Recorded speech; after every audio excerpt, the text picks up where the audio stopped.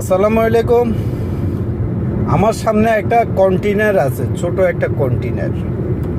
ও কন্টেনারটা আমাকে ওভারটেক করে সামনে চলে গেছে। আমি আস্তে আস্তে গাড়ি চালাচ্ছি, তো মানে অত জোরে যাবার তো আমার নাই, তাড়া নাই, এই জন্য আমি আস্তে আস্তে যাচ্ছি। ও কন্টেনারটারে যখন আমি ওভারটেক করতে চাই, সে আমাকে ওভারটেক করতে দেয় না। কেন দেয় না? এই জন্য সে আমাকে ওভারটেক করে সামনে চলে গেছে। এখন আমি দেখাচ্ছি আপনাদেরকে। এই দেখেন, এই কন্টেনারটা এখন ওভারটেক করতে চাচ্ছে, ওর সামনে আছে বাস।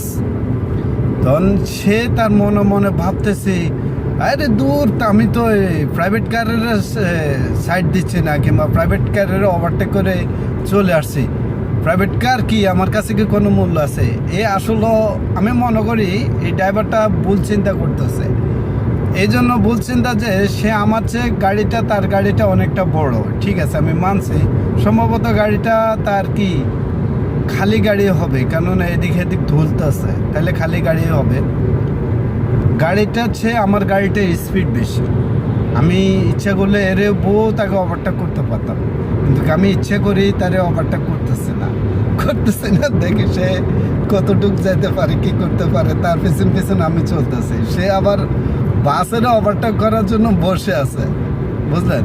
তো কিছু কিছু ক্ষেত্র আছে, বুঝছেন, মানুষে অনেক কিছু মনে করে। দেখি আমি ওরা এখন ওভারটেক করবো, সে আমাকে সাইড দেয় নাই, দেখছেন?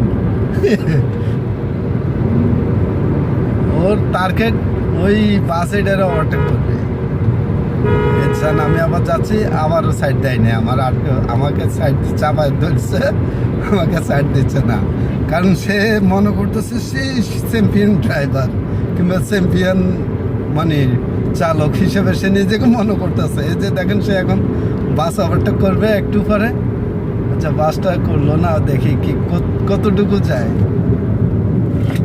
দেখি কি করে। ধুম, একটা ব্রেক হয়ে গেল।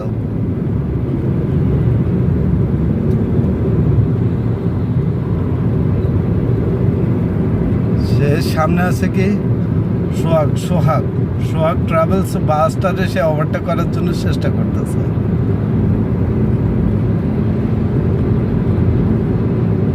এই ওভারটেক করে ফেলছে, দেখছেন?